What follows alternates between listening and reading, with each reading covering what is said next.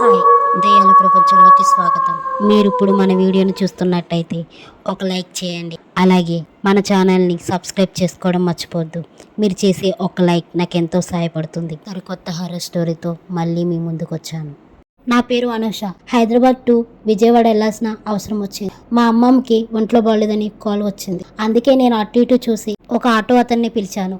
అతను వచ్చి ఏ అమ్మాయి ఎక్కడికి అని అడిగాడు. అతనితో నేను ఇలా అని అన్నాను, అన్న రైల్వే స్టేషన్కి వస్తావా అని అడిగాను. తప్పకుండా వస్తానమ్మా అని చెప్పి ఆటో తెచ్చి నా ముందు పెట్టాడు. నేను నా లగేజ్ మొత్తం ఆటోలో పెట్టి ఎక్కి కూర్చున్నాను. ఇంతలోపు ఆటో అన్న స్టార్ట్ చేశాడు. అలా వెళ్తూ వెళ్తూ ఇంతలోపు రైల్వే స్టేషన్ వచ్చింది. ఆ రైల్వే స్టేషన్లో ఆటో ఆగింది. నేను దిగి నా లగేజ్ కూడా దింపమని చెప్పాను. అతను నా లగేజ్ కూడా దింపేసి అతనికి అమౌంట్ ఇచ్చి నేను రైల్వే స్టేషన్కి లోపలికి నడుచుకుని వస్తున్నాను. వచ్చిన నేను ఆ రైల్వే ప్లాట్ఫామ్ చూసి షాక్ అయిపోయాను. ఎందుకంటే ఆ రైల్వే స్టేషన్ మొత్తం ఖాళీగా ఉంది. చుట్టూ చూసిన జనాలు ఎవరూ కనిపించట్లేదు. దూరం చూస్తే అక్కడ ఒక బెంచ్ కనిపిస్తుంది. అక్కడ దాకా నడుచుకుని వెళ్ళి నా లగేజ్ అక్కడ పెట్టి ఆ రైల్వే స్టేషన్ బెంచ్ మీద కూర్చొని దిక్కులు చూస్తున్న నాకు సడన్ గా ఎక్కడి నుంచో ఒక శబ్దం వినిపించింది. ఎవరో నా వైపు నడుచుకుని వస్తున్నట్టు. అంతే, బ్యాగ్ అక్కడ పెట్టి ఎదురుకొచ్చి నుంచున్నాను. ఆ దూరం నుంచి ఎవరో ఒక ముసలావిడ నా వైపు రావడం నేను గమనించాను. ఇంకొంచెం కళ్ళు పెద్దవి చేసుకుని చూశాను. నిజంగానే ఒక పెద్దవాడు నా వైపు వస్తుంది. అప్పుడు నా మనసులో ఇలా అనిపించింది, అమ్మయ్య, ఈ రైల్వే స్టేషన్ మొత్తం నేనే ఉన్నాను అనుకున్నాను. కానీ ఇప్పుడు నాకు ఒక తోడు వచ్చింది. ఆవిడతో మాటల్లో పెట్టి నా ట్రైన్ వచ్చేదాకా ఆగి నా ట్రైన్ వచ్చాక వెళ్ళిపోదాం అని నిర్ణయించుకున్నాను. ఆవిడ వైపు అడుగులు వేసిన నాకు సడన్ గా నా అడుగు ఆపేశాను. ఆవిడ చాలా భయంకరంగా ఉంది. చెరిగిన జుట్టు, ఆవిడ ఎక్కిరి నవ్వు, ఆవిడ కళ్ళు చూస్తే నాకు అర్థమైంది ఆవిడ మామూలు మనిషి కాదు, మంత్రాలు వచ్చిన మనిషిలాగా నాకు కనిపించి ఈవిడతో మనకెందుకు అని చెప్పి మళ్ళీ నా ప్లేస్కి వెళ్ళి నేను కూర్చున్నాను. నాకు దూరంగా ఆమె ఇంకో బెంచ్ లో కూర్చుంది. కానీ నన్నే చాలా దీర్ఘంగా చూస్తూ అలాగే నవ్వుతుంది. ఈవిడేంటి, ఈవిడ పిచ్చి పట్టినట్టుంది, నన్నే చూస్తుంది అనుకుని రైలు ఎప్పుడు వస్తుందా అని చెప్పి ఆ ప్లాట్ఫామ్ మీద అటు ఇటు చూశాను. అక్కడ దూరంగా రైల్వే స్టేషన్లో క్లాక్ ఉంది. ఆ క్లాక్లో టైం చూస్తే అర్ధరాత్రి 11 అవుతుంది. ఈ టైం దాకా ట్రైన్ రాకపోవడం ఏంటి అని చెప్పి ఆలోచనలో పడ్డాను. అలా ఆలోచనలో పడ్డ నాకు దూరం నుంచి ఒక అనౌన్స్మెంట్ వినిపించింది. రత్నాచల ఎక్స్ప్రెస్ మరికొంతసేపుల్లో వస్తుంది అనే అనౌన్స్మెంట్ విన్న నాకు ధైర్యంగా అనిపించింది. విన్న తర్వాత బ్యాగ్ లో వాటర్ బాటిల్ ఉంది. ఆ వాటర్ బాటిల్ తీసుకుని వాటర్ తాగి అటు ఇటు చూశాను. ఆవిడ ఇంకా నన్నే చూస్తూ అలాగే ఉంది. పెద్దవిడ గురించి నాకెందుకని చెప్పి అటు ఇటు చూస్తున్నా. ఇంతలోపు ట్రైన్ కూత వినిపించింది. ట్రైన్ వచ్చి ప్లాట్ఫామ్ మీద ఆగింది. అమ్మయ్య, ట్రైన్ అయితే వచ్చేసింది. ఇంకా ఆవిడ సంగతి నాకెందుకు, త్వరగా వెళ్ళి నా బోగు ఎక్కడుందో చూసుకోవాలని గబగబా లగేజ్ తీసుకుని బోగులన్నీ నెతుక్కుంటూ వెళ్ళాను. తీరా S8 వచ్చింది. ఇది నా బోగే అని చెప్పి అక్కడ బ్యాగ్ పెట్టుకుని అలా కూర్చుని ఉన్నాను. ఇంతలోపు దూరం నుంచి మళ్ళీ ఆ ముసలావిడ అలా నడుస్తూ వస్తుంది. ఆవిడ నడక నాకెంతో భయం కలిగించింది. ట్రైన్లో జనాలు కూడా చాలా తక్కువ మంది ఉన్నారు. ఆ ట్రైన్ వాతావరణం చూస్తే నా నెక్స్ట్ 2 బోగులు కూడా చాలా ఖాళీగా ఉన్నాయి. అప్పుడు నేను దేవుణ్ణి ప్రార్థించాను, దేవుడా, ఈవిడ అస్సలు ఇక్కడొద్దు అనుకున్నానో లేదో నన్ను దాటుకుని ఆవిడ S4లోకి వెళ్ళింది. అమ్మయ్య అనుకుని అక్కడే కూర్చున్నాను. ఇంతలోపు ట్రైన్ కూత వినిపించింది. అమ్మయ్య, ట్రైన్ అయితే కదిలిపోతుంది అని చెప్పి నా బ్యాగ్ కిందున్న బ్యాగ్ లాగుతున్న నాకు సడన్ గా నా ఎదురుగుండా ఎవరో మొగతను నుంచున్నట్టు నాకు కనిపించింది. పైకి తలెత్తు చూశాను. అంతే, ఆ అబ్బాయి చాలా అందంగా ఉన్నాడు. ఆ అబ్బాయి వయసు కూడా 27 సంవత్సరాలు. ఆ అబ్బాయిని చూడగానే తొలిసారి ప్రేమలో పడిపోయాను.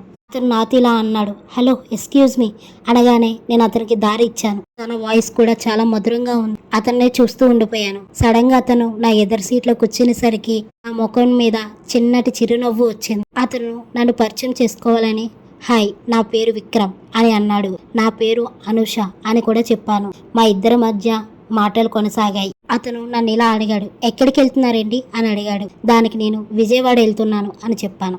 దేనికి అని అడిగాడు. మా అమ్మమ్మకి ఒంట్లో బాగాలేదు అని చెప్పగానే, అవునా, నాకు పెద్దవాళ్ళంటే చాలా ఇష్టమండి అని నన్ను మాటల్లో పెట్టాడు. అతని కళ్ళు నన్ను ఎందుకు అతని వైపు లాగుతున్నాయనిపిస్తుంది. కానీ ఆడపిల్లను కాబట్టి కొంచెం సిగ్గుతో అక్కడే అలాగే ఉండిపోయాను. వెళ్తున్న మాకు ఒక టన్నెల్ వచ్చింది. ఆ టన్నెల్ తర్వాత అతను నా ఎదురుగుండా లేడు. ఏమయ్యాడు ఇతను, ఇక్కడ ఎందుకు లేడు అని అటు ఇటు చూశాను. తీరా చూస్తే తను నా పక్కకొచ్చి కూర్చున్నాడు. ఇద్దరి మధ్య చనువు పెరగడంతో పక్కనొచ్చి కూర్చున్నాడు అనుకున్నాను. అలా మాట్లాడుతూ తను నాతో ఇలానే అన్నాడు, నేను విజయవాడ కన్నా ముందే దిగిపోతానండి అని చెప్పడంతో, అవునా, మీరు ఏ పని మీద వెళ్తున్నారు అని నేను అడిగాను. నేను జాబ్ పని మీద వెళ్తున్నాను అని చెప్పాడు. సరే అయితే అని చెప్పి తన అవతల నేను ఇవతల కలిపి పడుకున్నాం. అలా పడుకున్న నాకు సడన్ గా కళ్ళు తెరిచాను. అటు తిరిగి చూస్తే అతను నన్నే చూస్తున్నట్టు అనిపించింది. తీరా మొత్తం లేచి చూస్తే అతను కళ్ళు మూసుకుని పడుకున్నాడు.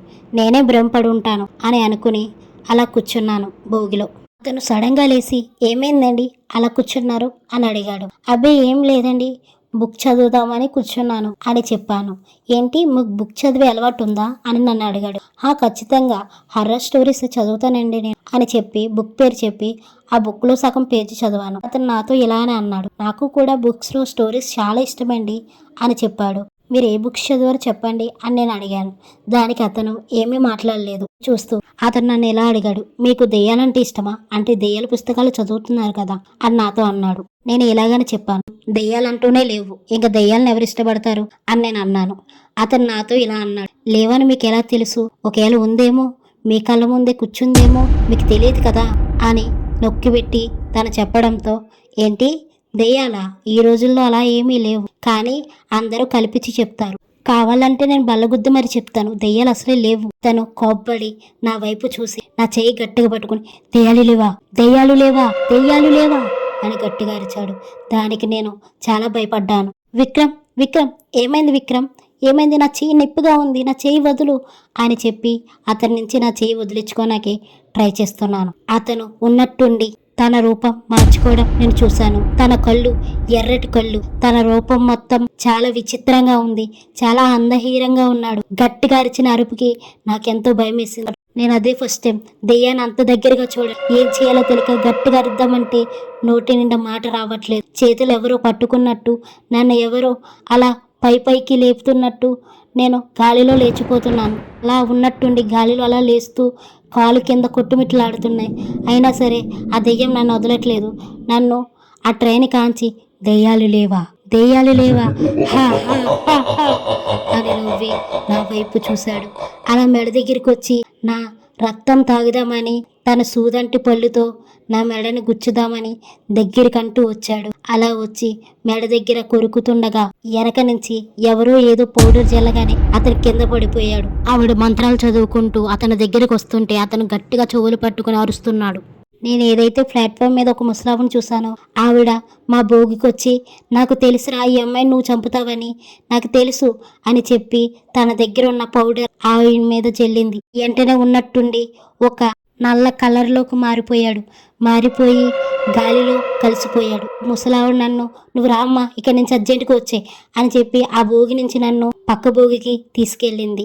బామ్మ అతను వస్తాడేమో అని నేను భయపడుతూ అరుస్తున్నాను. ఆవిడ నాతో ఇలా అని చెప్పింది, మరియు గంట సేపు అతను ఇటు సైడ్ రాలేడు అని చెప్పగానే నాకు ధైర్యం వచ్చింది. బామ్మ అతను ఉన్నట్టుండి దెయ్యంగా మారిపోయాడు అని తడబడుతున్న నాకు, తెలుసమ్మా నాకు నువ్వు ఆ రైల్వే స్టేషన్కి రావడం నేను చూశాను, నీకే ప్రమాదం అని నేను గ్రహించాను అని చెప్పగానే, మీకు అతని గురించి ఎలా తెలుసు అని తడబడుతున్న నాకు అతను గురించి చెప్పడం మొదలెట్టింది ఆమె. నేను ఒకసారి ఏదో పని మీద నా బిడ్డను తీసుకొని ఇదే రైల్వే స్టేషన్ అదే భోగిలో ప్రయాణించాను. నా కూతురికి మాయమాటలు చెప్పి వాడు నా కూతురిని భోగి చివరికి తీసుకెళ్ళి నా కూతురి రక్తాన్ని మొత్తం తాగేశాడు. తన యవ్వనాన్ని మొత్తం ఈడే తీసేసుకున్నాడు. నా బిడ్డ బాడీలో రక్తం లేక మనిషి మొత్తం పీలలా అయిపోయింది. ఆ చనిపోయిన తనని తీసుకొని ఆ రైల్వే స్టేషన్ నుంచి నేను పారిపోయాను. కానీ ఆడి కోసమే నేను మంత్రాలు నేర్చుకుని ఆడి కోసమే ఉన్నాను ఇక్కడ. ఇలా వయసులో ఉన్న అమ్మాయిలంటే వాడికి చాలా ఇష్టం. మీ రక్తాన్ని తాగి తన యవ్వనంగా వస్తాడు అని చెప్పగానే, బామ్మ నేను ఇక్కడి నుంచి అర్జెంటుగా వెళ్ళిపోవాలి అని చెప్పగానే, నెక్స్ట్ స్టేషన్ రాగానే నువ్వు దిగిపో అమ్మా అని చెప్పింది ఆ పెద్దవాడ. మరి అతను వస్తే అని నేను తడబడుతున్నాను. అది అంతా నేను చూసుకుంటాను, నీకు మంచి జరగాలని ఈ తాయిత్తు ఇస్తున్నాను అని చెప్పి నాకు ఒక తాయిత్తు ఇచ్చింది. ఆ తాయిత్తు చేతికి కట్టుకోగానే నాకు ఎక్కడలేని ధైర్యం అంతా వచ్చింది. ఆ పెద్దవాడికి ఎలాగని చెప్పాను, అమ్మ నేను తప్పుగా అనుకున్నాను, కానీ నువ్వే నా ప్రాణాలు కాపాడ్డావు అని చెప్పగానే ఆవిడ ఎలాగని చెప్పింది, జాగ్రత్తమ్మ ఈ రోజంతా దెయ్యం నుంచి నువ్వు కాపాడుకోవాలి, ఎందుకంటే నీ మీద కన్ను వేశాడు, నీ రక్తం తాగిందే వాడు యవ్వనంగా రాలేడు, కాబట్టి నువ్వు జాగ్రత్తగా ఉండు, జాగ్రత్తగా ఇక్కడి నుంచి వెళ్ళిపో అమ్మా అని నన్ను బ్యాగ్ ఇచ్చి ఆ ట్రైన్ దింపి పంపిస్తుండగా ఒక మాట చెప్పింది, నిన్ను వాడు వెనక నుంచి పిలుస్తాడు, నువ్వు పలికావా లేదా తిరిగి చూసినా నిన్ను ఇంకా ఆ దేవుడు కూడా కాపాడలేడు అని చెప్పి ఆ పెద్ద ఆవిడ అక్కడి నుంచి వెళ్ళిపోయింది. నేను కూడా అక్కడి నుంచి బయలుదేరిపోయాను. అలా వస్తూ పొలాలకు అడ్డుపడి నడుస్తున్నాను. అది ఏ ఊరో కూడా తెలీదు, కానీ నాకు బతకాలని ఆశ ఉంది. అక్కడి నుంచి నడిచి వస్తున్న నాకు వెనక నుంచి ఎవరో నా పేరు పెట్టి పిలిచినట్టు నాకు అనిపిస్తుంది. అయినా సరే నాకేం పట్టలేనట్టు ఎదురికి నడుచుకుంటూ వస్తున్నాను. నట్టుండి కుక్కలు అరుస్తున్నాయి. ఆకాశంలో మెరుపు మెరిసింది. గాలి వేగంగా వేస్తుంది. నేను అడుగులు కూడా వేగంగా వేయడం మొదలెట్టాను. మళ్ళీ మళ్ళీ నా పేరు గట్టిగా పిలుస్తున్నట్టు అనిపిస్తుంది. మళ్ళీ ఆ తాయితుని పట్టుకొని అక్కడి నుంచి పరుగు పరుగున వెళ్తుంటే సడన్ గా నాకు మా అమ్మ వాయిస్ వినిపించింది. మా అమ్మే పిలిచినట్టు అనిపించింది. అమ్మ అని చెప్పి వెనక్కి తిరిగి చూడగానే ఎంతో భయం వేసింది. ఎందుకంటే అతను నా వెనకే నడుస్తూ వస్తున్నాడు. ఉన్నట్టుండి గాల్లో ఎగురుతూ నా గేలానికి చిక్కావు, నిన్ను వదలను, ఇంకా నిన్నెవరూ కాపాడలేరు అని గట్టిగా అరుస్తూ నవ్వుతూ దగ్గరికి వస్తున్నాడు. నాకేం చేయాలో తెలియక అక్కడే బ్యాగ్ అంతా వదిలేసి పరుగున ఊర్లోకి పరిగెట్టడం మొదలెట్టాను. తను గట్టిగా నా పేరు పిలుస్తూ అరుస్తూ నా వెనక పడుతున్నాడు. గట్టిగా నవ్వుతున్నాడు. భూమిలోంచి అమాంతం చెయ్యొచ్చి నా కాలు పట్టుకుంది. అక్కడి నుంచి పరిగెట్టలేకపోతున్నాను. నా కాలుని వదలట్లేదు. వదిలించుకోవాలని ఎంత ట్రై చేసినా వదిలించుకోలేకపోతున్నాను. అతని దూరం నుంచి నవ్వుతూ నా దగ్గరికి వస్తున్నాడు. అలా వచ్చి నా పీకిని పట్టుకున్నాడు. అమాంతం నన్ను గాలిలో నుంచోబెట్టాడు. అతను నోటుతో నా రక్తాన్ని తాగుతుంటే వెనక నుంచి ఎవరో వచ్చి దెయ్యం తల మీద త్రిశూలం పెట్టారు. ఆ త్రిశూలం శక్తికి ఆ దెయ్యం అరుస్తూ పైకి లేసి అరుస్తూ నిన్ను వదలను అని చెప్పి అలాగే కాలిపోయింది. ఆ పెద్దతను వచ్చి నీకేం కాలేదు కదమ్మా అని నన్ను అడిగారు. తీరా వెనక్కి చూస్తే అతను ఒక పంతులు. నాకేం కాలేదండి అమ్మ, ఇక్కడి నుంచి త్వరగా వచ్చే, ఇది ఊరి చివరి కాబట్టి ఇక్కడ దెయ్యాలన్నీ తిరుగుతాయి, మా ఊరి దేవత కట్టేలమ్మ అని అతను చూపించాడు. చేతిలో ఉన్న త్రిశూలాన్ని ఆ గుడి దగ్గర పెట్టేశాడు. నన్ను తీసుకొని వాళ్ళ ఇంటికి వెళ్ళాడు. ఆ తర్వాత రోజే గుడిలో దండం పెట్టుకొని నేను మా ఊరికి మళ్ళీ ప్రయాణం మొదలెట్టాను. ఇప్పటిదాకా మన కంటెంట్ చూస్తున్నట్టయితే లైక్ అండ్ సబ్స్క్రైబ్ తప్పకుండా చేసుకోండి. అలాగే మన వీడియోస్ చూస్తున్నారు తప్ప ఎవరూ సపోర్ట్ చేయట్లేదు. మన దెయ్యాల ప్రపంచాన్ని మనమే ముందుకు తీసుకెళ్ళాలి. మీరు ఒక లైక్ అండ్ సబ్స్క్రైబ్ చేస్తే నేను మరెన్నో హారర్ స్టోరీస్తో మరెన్నో కొత్త కంటెంట్తో మళ్ళీ మీ ముందుకు వస్తాను. సో మన స్టోరీస్ ఎలా ఉన్నాయో ఈలోపు కామెంట్ చేసేయండి తప్పకుండా.